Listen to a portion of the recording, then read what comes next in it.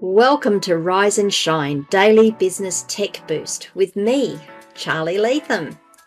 If you're a small business owner looking to simplify technology and get real, actionable advice from someone with 35 years of IT experience, you're in the right place. Every episode, I'll dive into tools and systems like email, CRM, marketing and tracking, and break them down into bite-sized tips you can use right away. Your time is valuable, so let's get straight to the point. It's time to work smarter, not harder. Rise and shine, it's your daily dose of business tech inspiration with me, Charly Leetham. Episode number 377, we're going to be talking about advanced persistent threats, APTs. Don't try and say it fast, Charly. You will just trip over your own tongue and then it will sound terrible. So advanced persistent threats. What are they? How do you recognize them? What do you do? Now I'm going to try and actually cater this to a really small business, not a business that's got 10 or more employees and might have a bigger IT budget.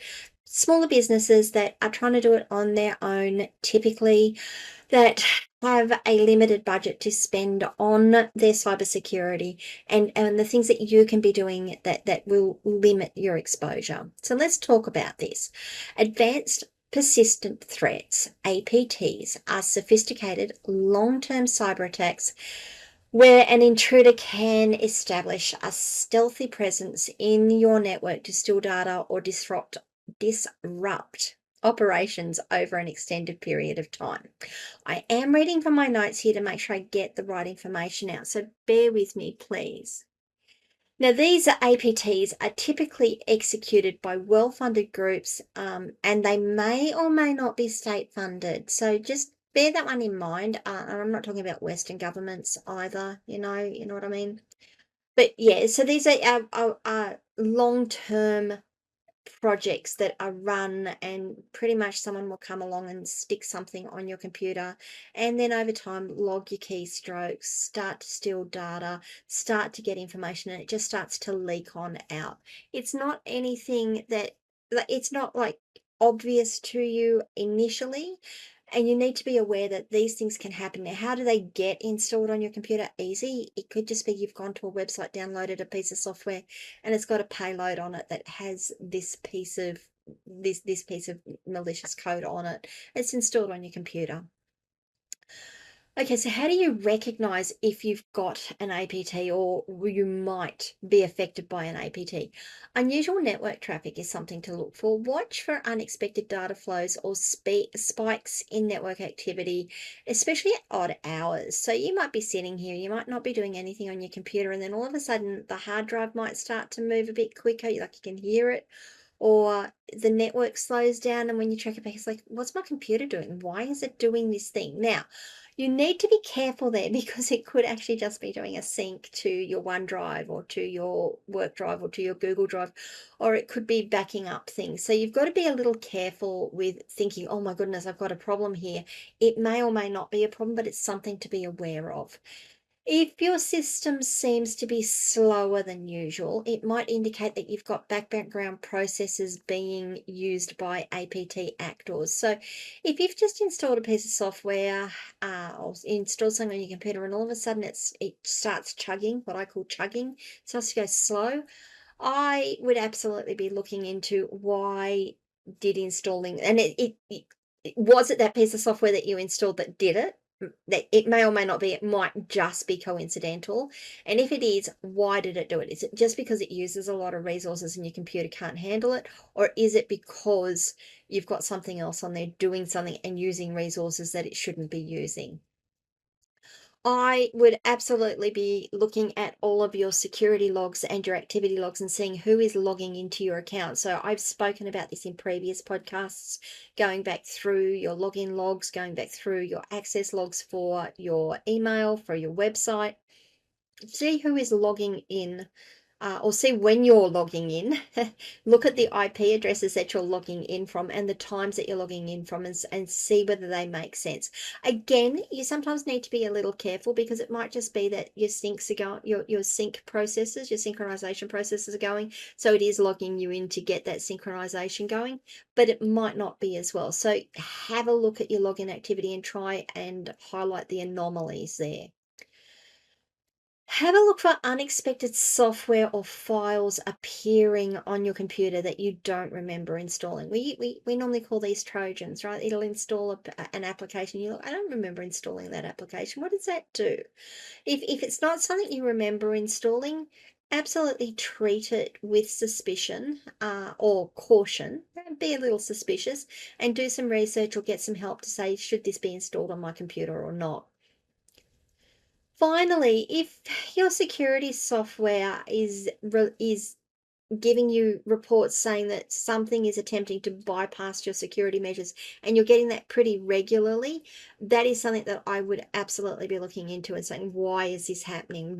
Who is trying to access my account? Why is this security alert popping up? That would be a bigger red flag to me. That would be the largest red flag to me out of everything we've spoken about here in terms of recognizing them. But they're the things that you need to look at. So unusual network traffic, slow system performance, unusual login activity, unexpected software or files appearing on your computer, and your security alerts popping up saying something's trying to get through and asking to bypass your security measures. So what are some of the security measures that you can take? And again, I'm going to try and do this so it's good for smaller businesses, not small business, but smaller small businesses. Make sure your cybersecurity hygiene is excellent. Make sure you've got all of your software updated. Make sure all of the security patches are in. Make sure that's your operating systems, the software, the applications that you're using, and the security tools that you use to patch vulnerabilities. Make sure your passwords are excellent. They should be strong and unique. I have spoken about passwords and setting them in ways you can do them to, when you change them, they're easier to remember. And the fact that you should be using a password manager when you are doing all this so that you don't have to worry about the fact that you've changed it and you've forgotten it already. Make sure your network security is up to scratch. Again, I've done an episode on that one. Make sure you've got a firewall installed and your firewall is actually configured and working. Monitor and control incoming and outgoing traffic. Even your most basic of routers have built-in firewall capabilities. So yeah, the router that you get from your ISP to connect to the network into internet will have a basic firewall on it, and you need to make sure that at the very least is installed and operational. If you are leaving the office, make sure you've got your firewall on the device that you're going to take and work remotely on. Make sure that's on and installed and operational. Again, I spoke about this in a previous episode, network segmentation. If you can, have your business stuff segmented off from your personal stuff and have guests on a separate segment as well. That way, if part of the network is compromised, it may protect the rest of the network. That I say may because nothing is a guarantee in this world, okay? People are smart, hackers are smart, software is getting smarter.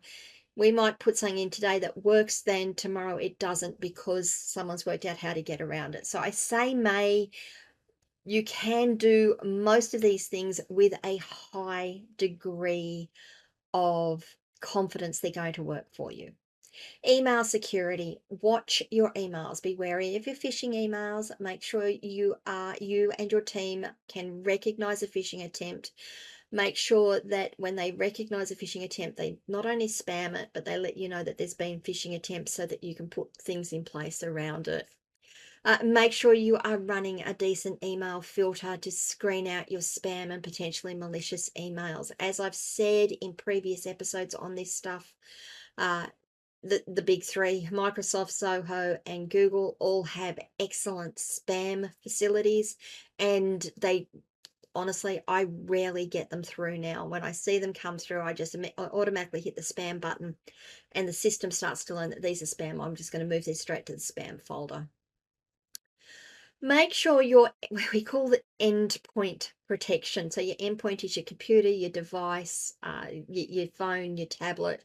Make sure you've got reliable antivirus and anti-malware solutions on all your devices. Make sure they're configured and that it's working. Uh, Consider, if you can afford it, endpoint detection and response tools. I don't have any suggestions for you. Again, this is something you probably want to talk to a cybersecurity expert about and see what they can come up with, but they will help you identify suspicious activities on your devices. Other activities you can do is making sure you regularly back up your data so that important data is on an external drive and in a cloud storage. I wouldn't recommend just doing cloud storage backup. I always recommend having an external drive locally. You back up to that, unplug it, put it away so that you've got it. And when you need to do another backup, you plug it back in. That way you've got an off-network copy of your data. So if something really goes wrong, you've got something you can go back to quickly. Make sure your team members and your employees have training on this and make sure you keep that training up to date. It's no good just doing one set of training, saying I've onboarded them and I've given them their cybersecurity training. They know everything to do.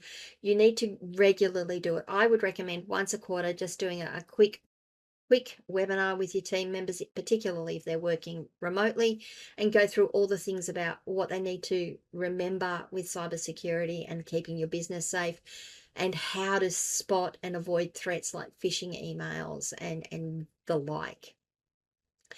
If you haven't, and I would hope after the last few podcasts I've done, if you haven't got an incident response plan, make yourself one. Understand the priorities to your business, of your data priorities, your system priorities, which ones are important.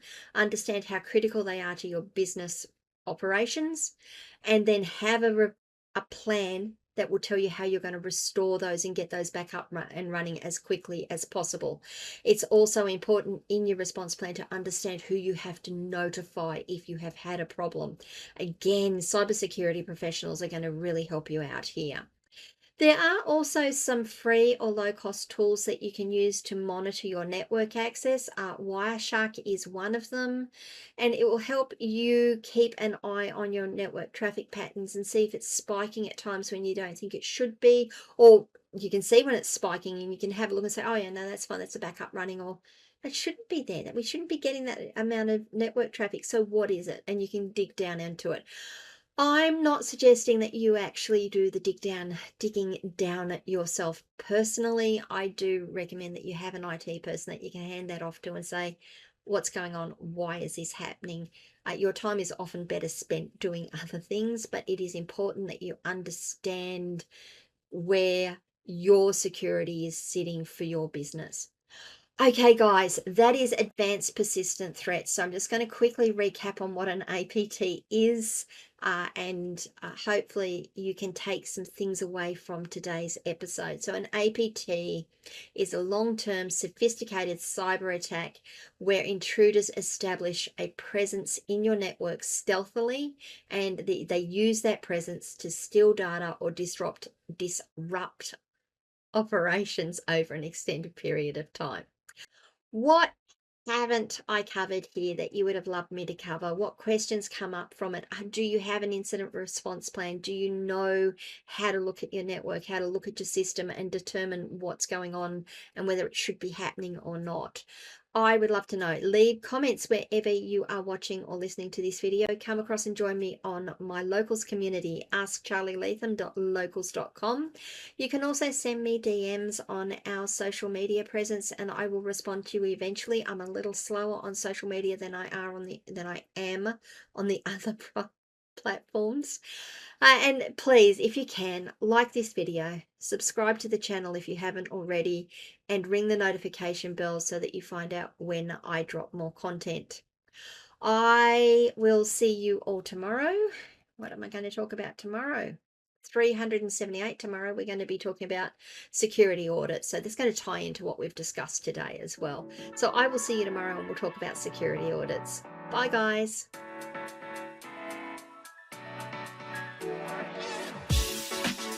Hey there, thanks so much for tuning in to Rise and Shine, your daily business tech boost. I hope today's episode gave you some actionable insights that will make your business tech work smarter for you. If you found value, be sure to subscribe, leave a review, and share it with other small business owners who could use a daily boost. For more tips, tools, and resources, visit www.askcharlyleetham.com. Until next time, keep rising, keep shining, and let's make tech simple together.